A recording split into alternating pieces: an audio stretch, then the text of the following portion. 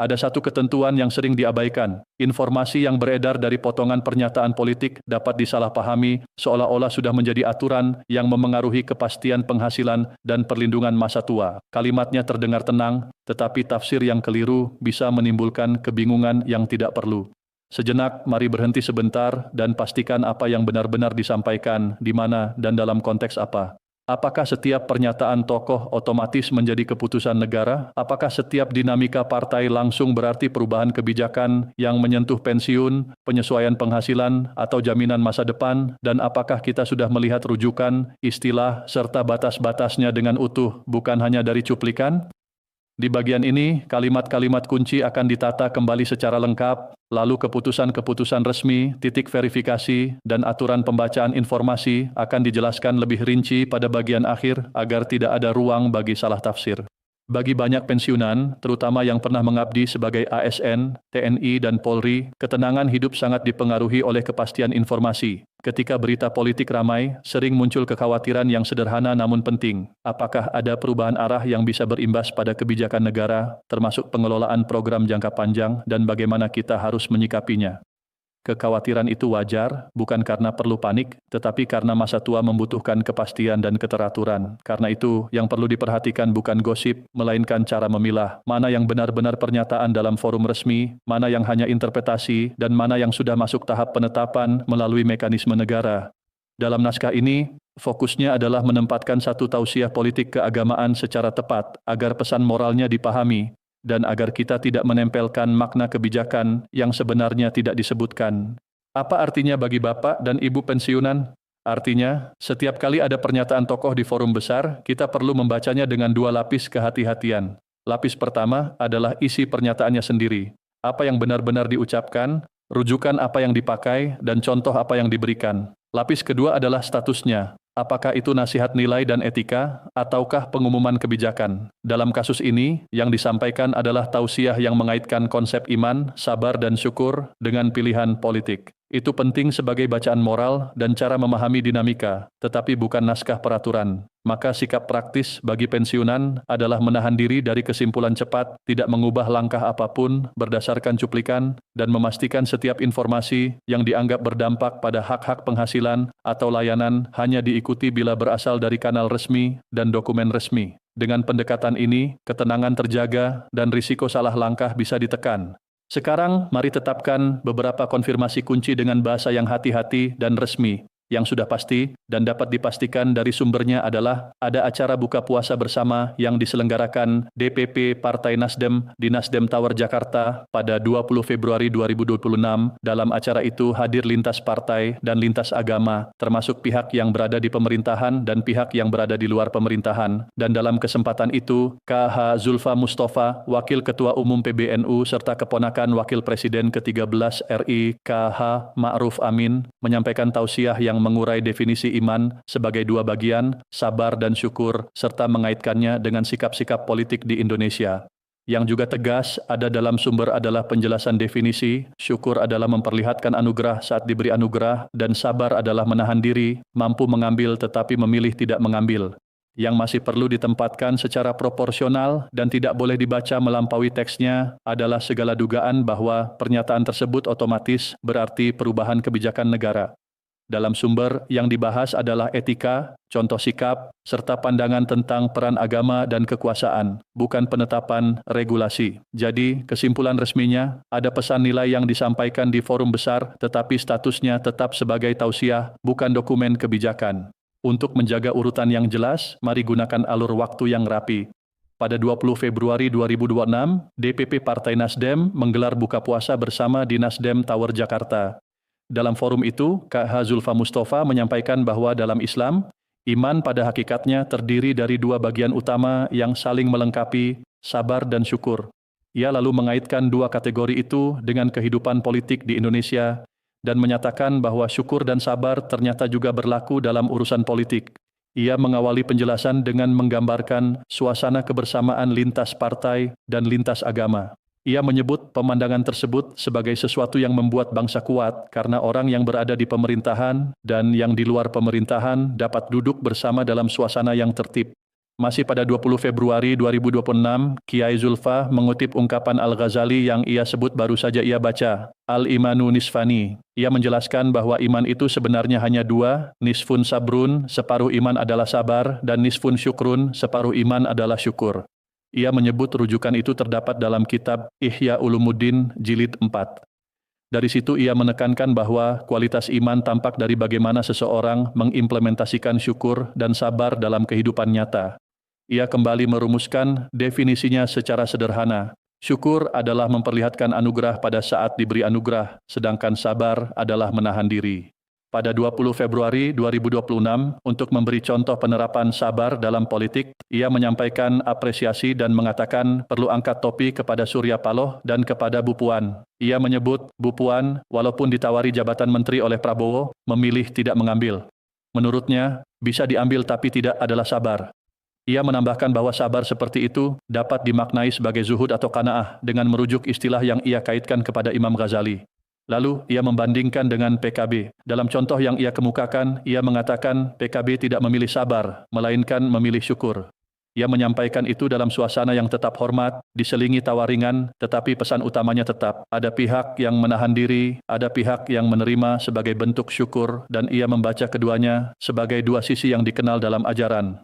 Masih pada 20 Februari 2026, ia menyelipkan candaan yang menyebut, Alhamdulillah Mas Jazil ya, selalu ada dalil. Di situ ia menggambarkan bahwa dalam politik sering ada alasan yang dipakai untuk menjelaskan pilihan. Ia mencontohkan bahwa bila ditanya tentang PKB, bisa saja dijawab PKB memilih syukur, karena walaupun sebelumnya mengusung Anies, ketika ditawari menjadi menteri, Alhamdulillah diambil. Dalam kerangka yang ia bangun, menerima anugerah dibaca sebagai syukur. Ia kemudian menegaskan kembali kalimat ringkasnya, hidup itu cuma dua, syukur dan sabar. Pada 20 Februari 2026, ia mengatakan dirinya ikut bersyukur karena tetangga saya kembali menjadi Wakil Ketua Komisi 3, Pak Sahroni. Ia lalu menjelaskan kedekatan wilayah secara santai. Ia menyebut dirinya Warakas, sementara Sahroni kebun bawang. Ia menyebut mereka sama-sama anak periuk, menyebut Warakas Anwar, dan menyebut Bang Sahroni sebagai tetangga. Ia juga menyinggung bahwa pada bulan Agustus, sempat ramai pembicaraan tentang Sahroni, sampai banyak orang bertanya amalan apa yang membuat orang ingin datang mengambil barokah ke rumahnya. Ia menyebut orang bertanya, wiridannya apa, dan disampaikan dalam tawa, sebagai bagian dari suasana tausiah. Pada 20 Februari 2026, setelah bagian yang lebih ringan itu, Kiai Zulfa menutup rangkaian awalnya dengan penegasan penting, jangan dikira sabar hanya ketika sakit, dan syukur hanya ketika diberi sehat. Dalam politik pun ada sabar dan syukur. Menahan diri adalah sabar, menerima anugerah adalah syukur. Ia menyebut bahwa itu pilihan utama, bahkan ia menamainya sebagai pilihan iman kepada Allah Subhanahu wa Ta'ala. Ia menyatakan kebanggaannya pada partai seperti Nasdem dan PDIP atau partai-partai lain yang tetap memilih pada posisi sabar. Namun ia juga mengatakan hormat dan respek pada PKB yang memilih posisi syukur. Kalimat ini penting untuk dipahami utuh. Ia tidak menutup ruang penghormatan kepada pihak yang berbeda pilihan, melainkan menempatkannya dalam dua kategori yang sama-sama ia sebut sebagai bagian dari iman. Masih pada 20 Februari 2026, ia melanjutkan tausiahnya dengan menyebut bahwa karena ini pengajian, ia harus mengutip dari tafsir Mafatihil Ghaib, yang ia sebut juga sebagai tafsir kabir, karya Imam Ar-Razi. Ia menggambarkan tafsir tersebut sebagai tafsir yang sangat besar dan menyebut jumlahnya ada 18 jilid. Dari rujukan itu ia menyampaikan kisah tentang seorang laki-laki bernama Imran bin Khattan Al-Khoriji. Dalam kisah itu, Imran digambarkan sebagai orang yang paling jelek di kampungnya, sementara istrinya disebut sebagai orang yang paling cantik. Suatu hari, kata Kiai Zulfa, sang istri memandang suaminya, lalu berkata bahwa ia bersyukur kepada Allah karena mereka berdua ditakdirkan menjadi ahli surga. Imran kebingungan dan bertanya bagaimana bisa. Jawaban sang istri dalam kisah itu adalah, karena Imran meskipun jelek, dianugerahi istri yang cantik, lalu ia bersyukur. Orang yang bersyukur, insya Allah menjadi ahli surga. Di sini Kiai Zulfa menyelipkan humor yang mengaitkan kembali dengan pembahasannya. Ia menyebut seperti PKB, min ahli jannah, insya Allah, karena syukur. Lalu sang istri menjelaskan sisi lain. Ia sendiri dianugerahi suami seperti Imran, maka ia sabar. Dan sabar pun, insya Allah membuat seseorang termasuk ahli surga. Kiai Zulfa menyimpulkan bahwa hidup sering saling pandang memandang, tetapi pada apa yang Allah berikan kepada diri kita, di sana ada kebaikan. Pesan kisah ini menegaskan bahwa syukur dan sabar bukan sekadar slogan, melainkan cara memaknai keadaan yang berbeda-beda. Pada 20 Februari 2026, Kiai Zulfa kemudian mengangkat satu realitas sosial. Banyak orang memandang politisi itu selalu negatif. Ia mengakui bahwa bila sudah bicara politisi, penilaian negatif sering muncul. Namun ia mengatakan ia mengenal salah satu politisi Nasdem yang ia pandang baik. Ia bercerita pernah bertemu di Papua dengan seseorang bernama Pak Sulaiman dan ia bertemu dalam konteks pengajian serta peletakan batu pertama kantor PWNU. Dalam cerita itu, Pak Sulaiman disebut begitu dicintai oleh masyarakat Merauke. Bahkan, kata Kiai Zulfa, orang yang berbeda agama dan penduduk asli menyampaikan alasan mereka. Pak Sulaiman datang kepada mereka dengan hati dan ketika memberikan apapun, ia tidak pernah mengambil potongan sedikit pun. Karena itu, kata Kiai Zulfa, Pak Sulaiman terpilih sampai 3 kali.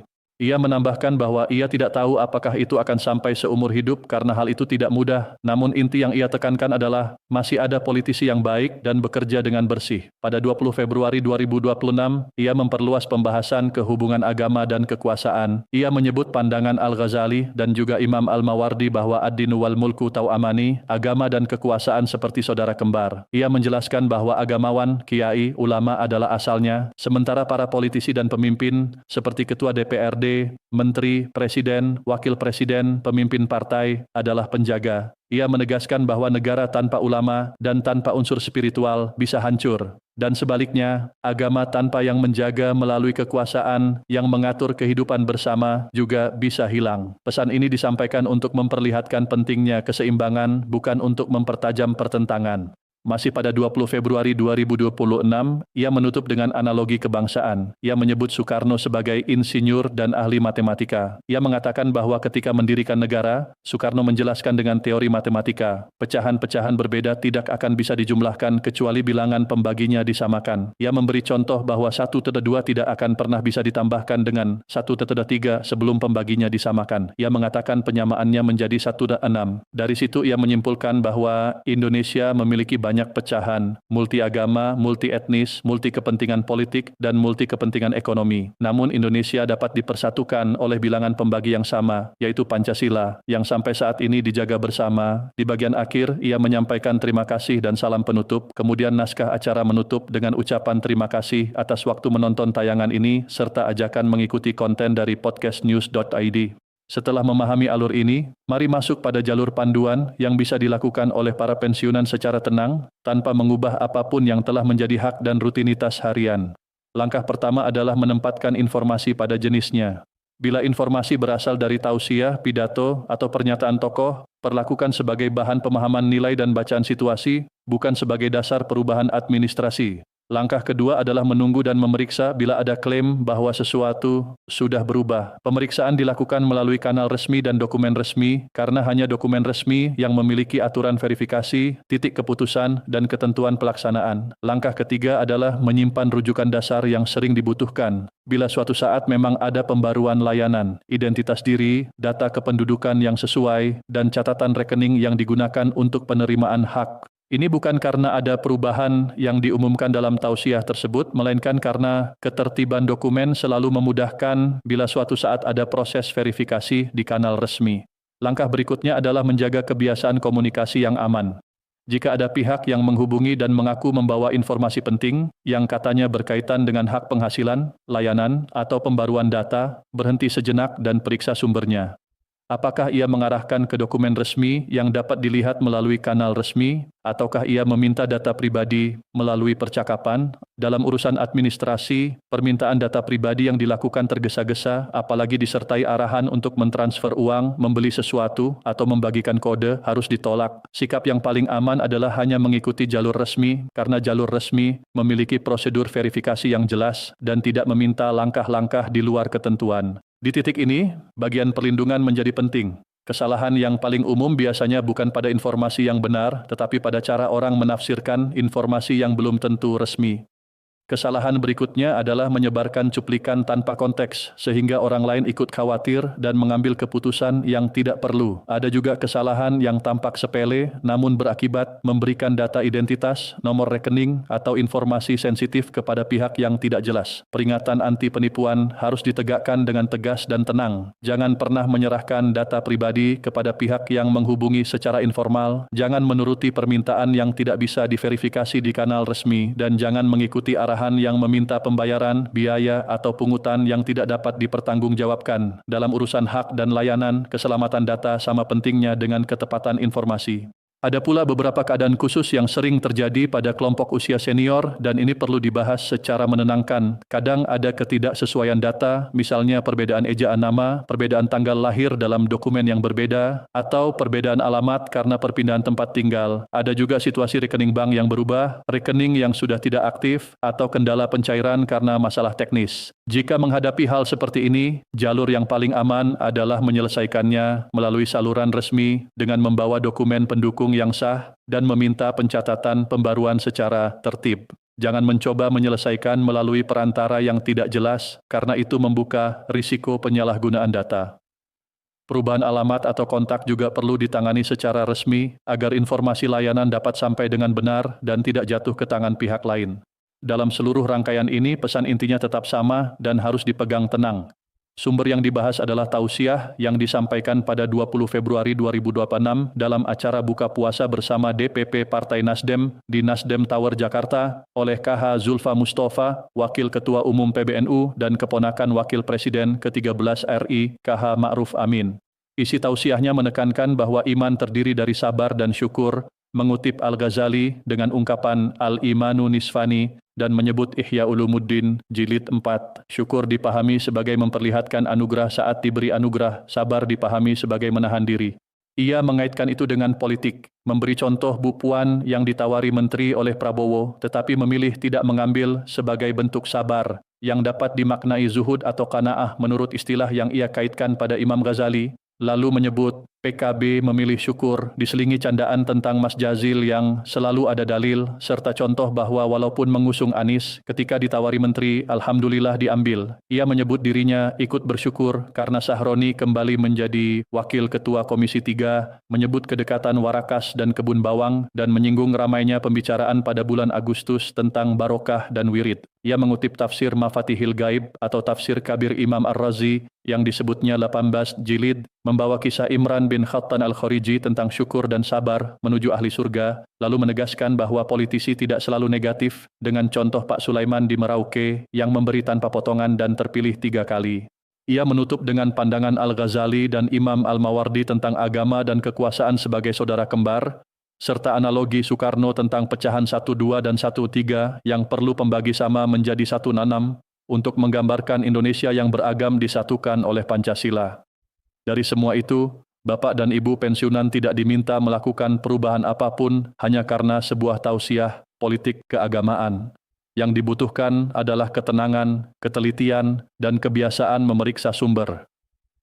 Bila ada pihak yang mengaitkan pernyataan tersebut dengan klaim-klaim yang menyentuh hak dan keamanan masa tua, pastikan klaim itu hanya diikuti bila ada dokumen resmi, titik verifikasi yang jelas, dan penjelasan yang dapat dipertanggungjawabkan. Dengan cara ini, kita menghormati pesan moral yang disampaikan, sekaligus melindungi diri dari salah tafsir dan dari risiko penipuan.